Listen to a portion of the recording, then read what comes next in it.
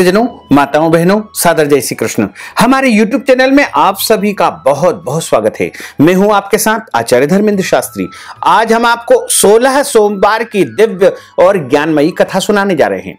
आपसे अनुरोध है कि इस कथा को अंत तक जरूर सुनिएगा और अधिक से अधिक लोगों को शेयर भी करिएगा। तो सबसे पहले आपको और आपके पूरे परिवार को श्रावण सोमवार 16 सोमवार की बहुत बहुत शुभकामनाएं और बधाइयां। भगवान भोलेनाथ तथा माता पार्वती का भरपूर आशीर्वाद आपके जीवन पर सदैव बना रहे। आप सभी सुखी रहें, स्वस्थ रहें, व्यस्त रहें और मस्त रहें। आपके जीवन की प्रत्येक इच्छाएं भोले बाबा अवश्य ही पूर्ण करें। तो आज हम आपको 16 सोमवार की दिव्य कथा सुनाने जा रहे हैं। गुरुर् ब्रह्मा गुरुर्विष्णु गुरुर्देवो महेश्वरा गुरु साक्षात् परब्रह्म तस्मै श्री गुरुवे नमः। सच्चिदानंद रूपाय विश्वोत्पत्त्यादि हेतवे तापत्रय विनाशाय श्री कृष्णाय वयं नमः। मृत्युंजय महारुद्र त्राहि मां शरणागतं जन्म मृत्यु जरा व्याधि पीडितं कर्मबन्धनैः अवंतिकायां विहितावतारा मुक्ति प्रदानाय च सज्जनाना अकाल मृत्यु परिरक्षणार्थम वंदे महाकाल महासुरेशम। बोलिए महाकाल राजा की जय, काशी विश्वनाथ भगवान की जय, बोलेश्वर भगवान की जय। तो भक्तजनों, आज हम आपको 16 सोमवार की दिव्य कथा सुनाने जा रहे हैं। 16 सोमवार का पूजन अर्चन सर्वप्रथम संपन्न करना चाहिए। प्रदोष काल में भगवान का पूजन अर्चन करना चाहिए। 16 सोमवार का जो भक्तजन माताएं बहनें व्रत करती है, उनको श्रावण के किसी भी सोमवार से 16 सोमवार का व्रत आरंभ कर देना चाहिए। उस दिन प्रातः काल जल्दी उठना है, स्नान आदि नित्य कर्म से निवृत्त हो जाना चाहिए। उसके बाद अपना नित्य का पूजन अर्चन करें, सूर्य भगवान को जल चढ़ाएं। उसके बाद आपको भगवान भोलेनाथ के सामने बैठ करके संकल्प धारण करना चाहिए। हालांकि इस कार्य को आपको प्रदोष काल यानी शाम को 3 से 6 के मध्य करना चाहिए। और सबसे पहले आपको भगवान भोलेनाथ को जो है पूजन अर्चन, जैसे पहले वीडियो में बताया है, उसी विधि से आप पूजन अर्चन करें। उसके बाद में भगवान भोलेनाथ को सब सामग्री अर्पण करने के बाद में कथा का श्रवण करें। और 16 सोमवार का जो व्रत है वैसे तो चूरमा के माध्यम से किया जाता है। आप चाहें तो लौंग से कर सकते हैं, बिल्व पत्र से कर सकते हैं, मिश्री से कर सकते हैं, या अन्य कोई भी पदार्थ की प्रतिज्ञा करके आप 16 सोमवार का व्रत धारण कर सकते हैं। जैसा आपका शरीर साथ दे उसी प्रकार आपको व्रत करना चाहिए। 16 सोमवार का जो व्रत करते हैं उनको दूध का सेवन नहीं करना चाहिए। और इस दिन बैंगन का उपयोग नहीं किया जाता है, मूली का उपयोग नहीं किया जाता है, तथा भोजन में मसूर की दाल, प्याज, लहसुन, मांस, मदिरा का उपयोग नहीं किया जाता है, तथा कच्चा दही या सीधा सीधा दही नहीं खाया जाता है। पंचामृत के माध्यम से जो दही तैयार होता है उसका उपयोग कर सकते हैं। ब्रह्मचर्य व्रत का पालन करना चाहिए, पृथ्वी पर सोना चाहिए और एक समय भोजन करना चाहिए। यदि आप किसी एक वस्तु की प्रतिज्ञा करते हैं तो वही वस्तु आपको सेवन करना चाहिए। लेकिन ध्यान रखें कि आपके शरीर की रक्षा करना आपका पहला कर्तव्य है। जिस प्रकार आपका शरीर साथ देता है उसी प्रकार आपको 16 सोमवार का व्रत करना चाहिए। और निरंतर 16 सोमवारों तक व्रत करने के पश्चात आपको 17वें सोमवार के दिन ब्राह्मण को बुला करके विधि विधान से व्रत का उद्यापन करना चाहिए। 16 सोमवार का व्रत करने से मनुष्य के जीवन की समस्त मनोकामनाएं पूर्ण हो जाती है और बड़े से बड़ा संकट भी इससे समाप्त हो जाता है। जो भी इच्छाएं होती है, संतान की इच्छा, धन की इच्छा, विवाह की इच्छा, परिवार में सुख शांति समृद्धि की इच्छा, या नए घर की इच्छा, नए वाहन की इच्छा, या जो भी इच्छा होती है वो 16 सोमवार का व्रत करने से अवश्य ही पूर्ण हो जाती है। इसमें कोई संशय नहीं है। और 16 सोमवार का व्रत करने के पूजन के पश्चात आपको कथा का श्रवण करना चाहिए। कथा हमेशा ब्राह्मण के मुख से ही सुनना चाहिए। कथा सुनने के बाद में ब्राह्मण को श्रद्धा पूर्वक अपनी हैसियत या श्रद्धा भक्ति के अनुसार दान दक्षिणा अवश्य देना चाहिए। और भगवान की आरती करके ही शाम के समय व्रत को खोल लेना चाहिए। तो अब हम आपको 16 सोमवार की दिव्य और ज्ञानमयी कथा सुनाने जा रहे हैं। इस कथा को अंत तक जरूर सुनिएगा और अधिक से अधिक लोगों को शेयर भी करिएगा। बोलिए भोलेश्वर भगवान की जय, पार्वती माता की जय। मृत्यु लोक में भ्रमण करने की इच्छा से एक समय भूतनाथ महादेव जी माता पार्वती के साथ पधारे और भ्रमण करते करते विदर्भ देशांतर्गत अमरावती नाम की एक अति रमणीक नगरी में भगवान पहुंचे। अमरावती नगरी स्वर्ग के समान सभी प्रकार के सुखों से परिपूर्ण थी और वहां के महाराज का बनाया हुआ अति रमणीक शिवजी का मंदिर था। उसमें भगवान भोलेनाथ कैलाशपति अपनी धर्म पत्नी माता पार्वती के साथ में निवास करने लगे। एक समय माता पार्वती अपने प्राणपति भोलेनाथ को प्रसन्न देख करके मनोविनोद करने की इच्छा से प्रश्न करने लगी कि हे महाराज, आज तो हम तुम दोनों चौसर खेलेंगे। शिव जी ने प्राण प्रिया की बात को मान लिया और भोलेनाथ तथा माता पार्वती वहीं पर चौसर खेलने लगे। उस समय इस मंदिर में जहां पर चौसर खेल रहे थे वहां का पुजारी पूजा करने के लिए आया।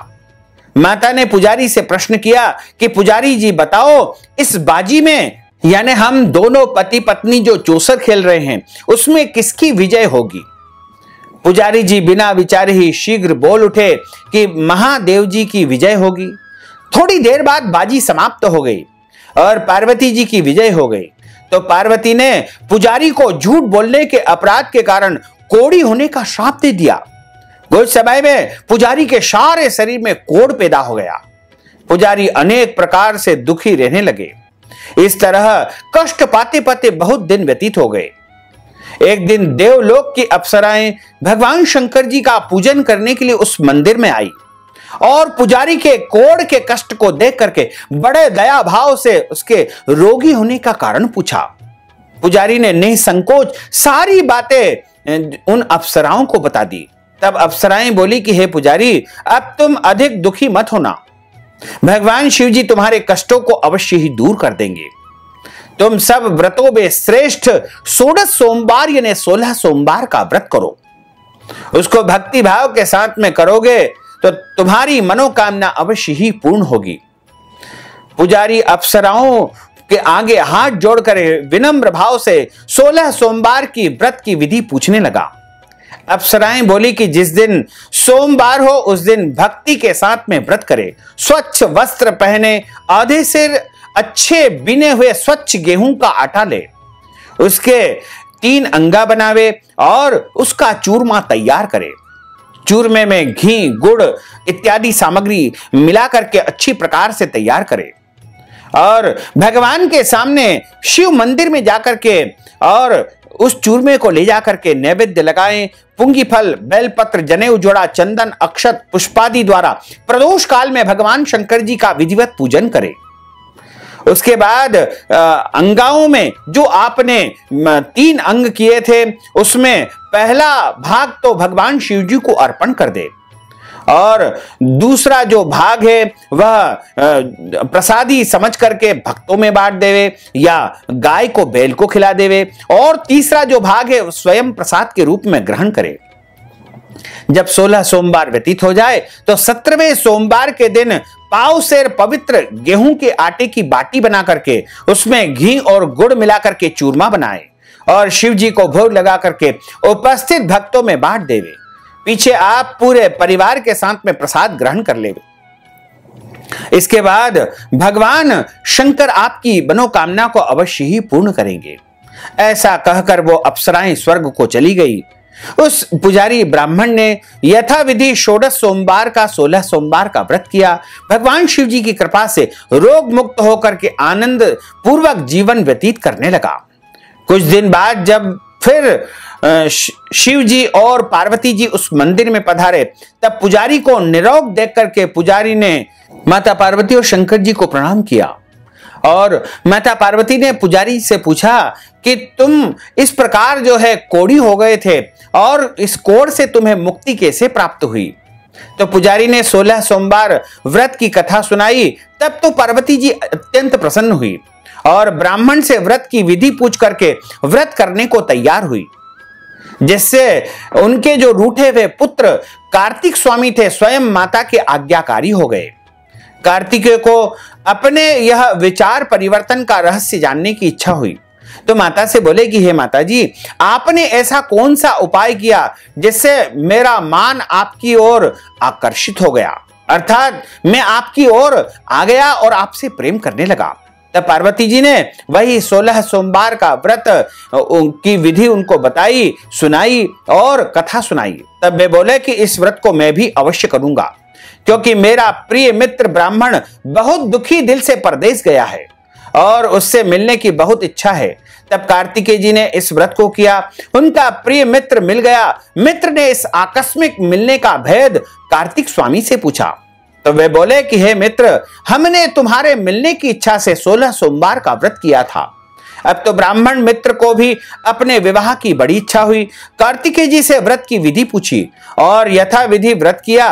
व्रत के प्रभाव से जब वह किसी कार्यवश विदेश गया तो वहां के राजा की लड़की का स्वयंवर हो रहा था। राजा ने प्रण किया था कि जिस राजकुमार के गले में यह सब संग्राहित हथनी माला डालेगी, उसी के साथ अपनी प्यारी पुत्री का विवाह कर दूंगा। शिव जी महाराज की कृपा से ब्राह्मण भी स्वयंवर देखने की इच्छा से वहां राजसभा में एक और बैठ गया। नियत समय पर हथनी आई और उसने जयमाला उस ब्राह्मण के गले में डाल दी। राजा की प्रतिज्ञा के अनुसार बड़ी धूमधाम के साथ में कन्या का विवाह उस ब्राह्मण पुत्र के साथ में कर दिया और उस ब्राह्मण को बहुत सारा धन, वैभव, सम्मान देकर के वहां से विदा कर दिया गया। विप्र सुंदर कन्या को पाकर के सुख से जीवन व्यतीत करने लगा।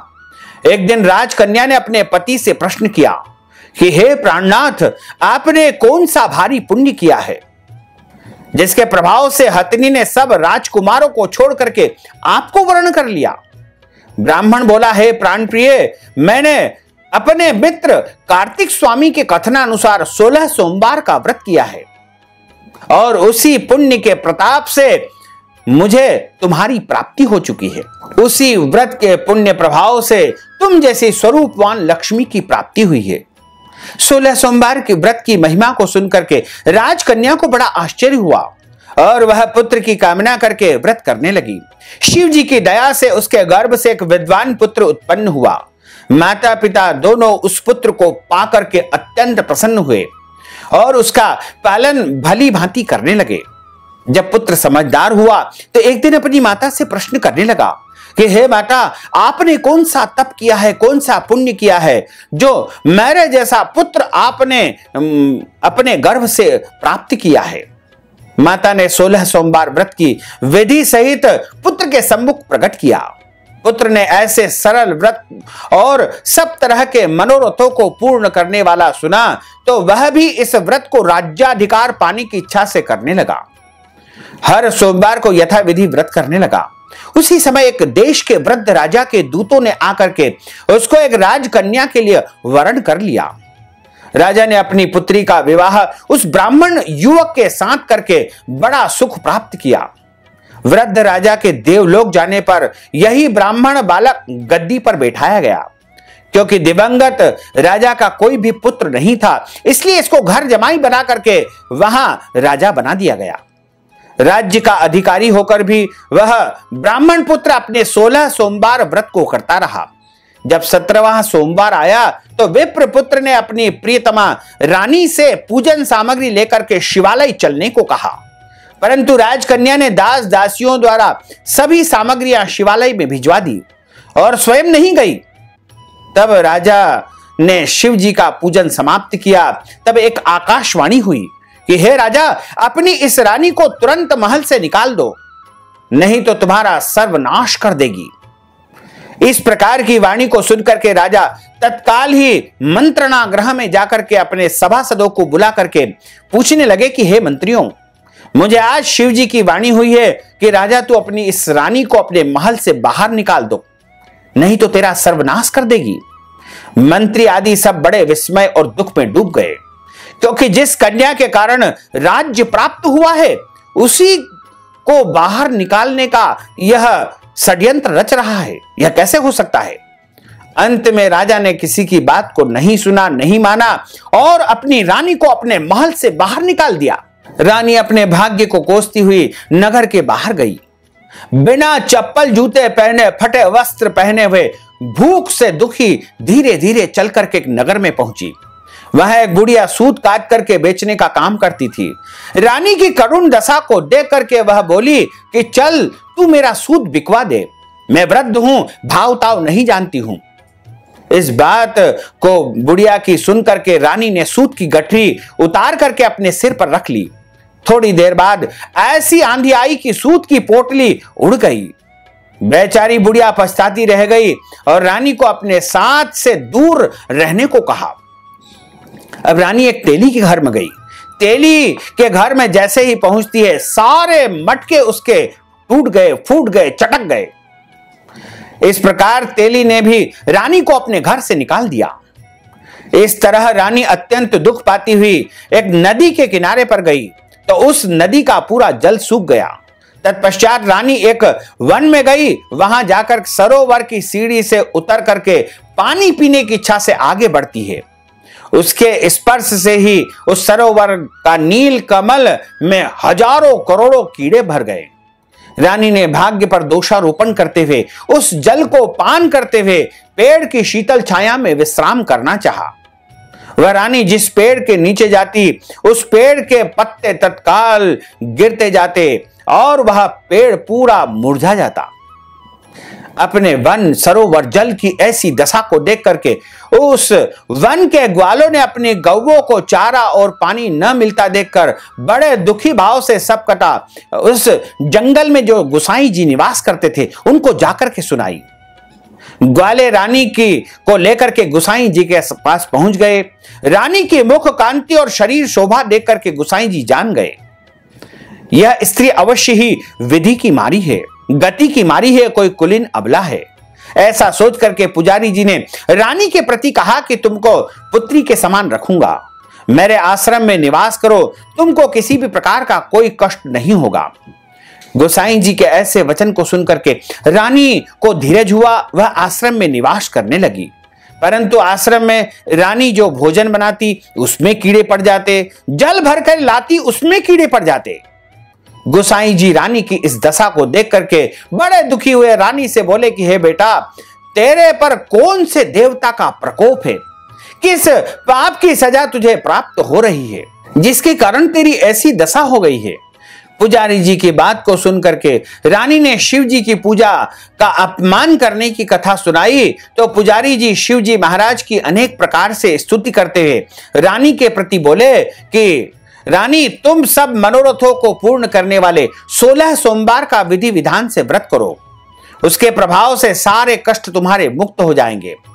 गुसाई जी की बात को सुनकर के रानी ने विधि विधान से 16 सोमवार का व्रत संपन्न किया और 17वें सोमवार के पूजन के प्रभाव से राजा के हृदय में विचार उत्पन्न हुआ कि रानी को गए बहुत दिन व्यतीत हो गए हैं, न जाने कहां कहां भटकती होगी, उसे मुझे ढूंढना चाहिए।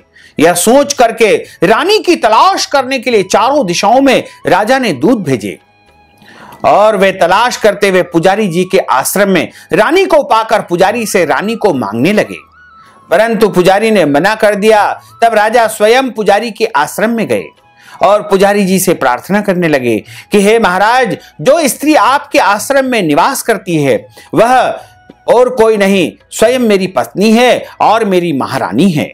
शिव जी के प्रकोप से मैंने इसका परित्याग कर दिया था, अब शिव जी का प्रकोप शांत हो गया है, इसलिए मैं इसको लेने के लिए आया हूं, आप इसे मेरे साथ चलने की आज्ञा दे दीजिए। गुसाई जी की आज्ञा को पाकर रानी राजा के साथ महल में गई और घर घर में मंगल गान होने लगे।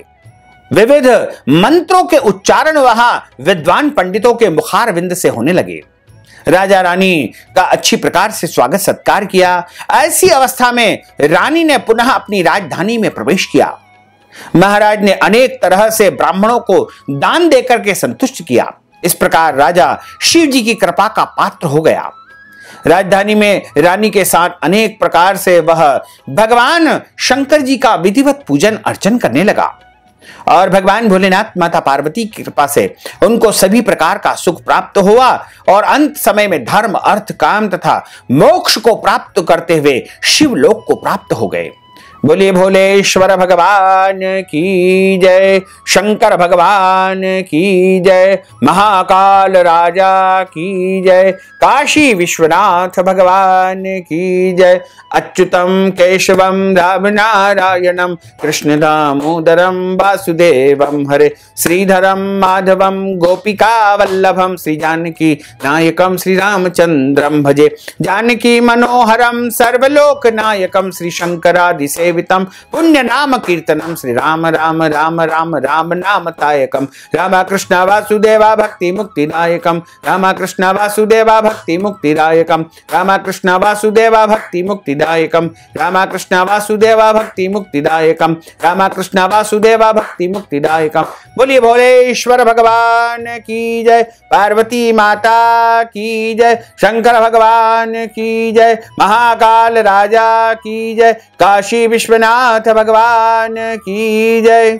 ओम जय शिव ओंकारा, भोले हर शिव ओंकारा, ब्रह्मा विष्णु सदा शिव, भोले भोलेनाथ महादेव, अर्धांगी धारा, ओम हर हर हर महादेव, एकानन चतुरानन पंचानन राजे, भोले पंचानन राजे, हंसासन गरुड़ासन, हंसासन गरुड़ासन, वृषवाहन साजे, ओम हर हर हर महादेव। दो भुज चार चतुर्भुज दश भुज ते सोहे, बोले दश भुज ते सोहे, तीनों रूप निरखता, तीनों रूप निरखता, त्रिभुवन जन मोहे, ओम हर हर हर महादेव। अक्षमाला वनमाला मुंडमाला धारी, बोले मुंडमाला धारी, चंदन मृगमद सोहे, चंदन मृगमद सोहे, भोले शुभकारी, ओम हर हर हर महादेव। श्वेतांबर पीतांबर बाघांबर अंगे, बोले बाघांबर अंगे, सनकादिक ब्रह्मादिक, सनकादिक ब्रह्मादिक, भूतादिक संगे, ओम हर हर हर महादेव। कर के मध्य कमंडल चक्र त्रिशूल धरता, बोले चक्र त्रिशूल धरता, जग करता जग हरता, जग करता जग हरता, जग पालन करता, ओम हर हर हर महादेव। ब्रह्मा विष्णु सदा शिव जानत अविवेका, बोले जानत अविवेका, प्रणवाक्षर के मध्य ओमाक्षर के मध्य, ये तीनों एका, ओम हर हर हर महादेव। त्रिगुणा स्वामी की आरती जो कोई नर गावे, बोले जो कोई नर गावे, कहत शिवानंद स्वामी, जपत हर हर स्वामी, मन वांछित फल पावे, ओम हर हर हर महादेव। जय शिव ओंकारा, बोले हर शिव ओंकारा, ब्रह्मा विष्णु सदा शिव, भोले भोलेनाथ महादेव, अर्धांगी धारा, ओम हर हर हर महादेव। भोलेश्वर भगवान की जय, पार्वती माता की जय, शंकर भगवान की जय। धर्म की जय हो, अधर्म का नाश हो, प्राणियों में सद्भावना हो, विश्व का कल्याण हो, सनातन धर्म की जय हो, गौ माता की जय हो, नगर बस्ती की जय हो, आज के आनंद की जय हो, कल के आनंद की जय हो, परसों के आनंद की जय हो, बरसों बरसों के आनंद की जय हो। ओम नमः पार्वती पते, हर हर महादेव हर। भक्तजनों, माताओं, बहनों, यदि आप 16 सोमवार के निमित्त दान पुण्य करना चाहते हैं, कथा की दक्षिणा प्रदान करना चाहते हैं, ब्राह्मण को भोजन करवाना चाहते हैं, या फिर कोई भी दान पुण्य यदि आप करना चाहते हैं, तो आप हमारे पेटीएम के माध्यम से, गूगल पे के माध्यम से, फोन पे के माध्यम से या अकाउंट नंबर के माध्यम से नगद राशि पहुंचा करके 16 सोमवार का पूरा पूरा पुण्य लाभ प्राप्त कर सकते हैं। साथ ही आपसे अनुरोध है कि हमारे इस ज्ञानवर्धक वीडियो को अधिक से अधिक लोगों को शेयर करिएगा, लाइक करिएगा, कमेंट करिएगा, और यदि अभी तक आपने सब्सक्राइब नहीं किया तो अभी और इसी समय सब्सक्राइब अवश्य कर लीजिए। आपको और आपके पूरे परिवार को सादर जय श्री कृष्ण, सादर धन्यवाद।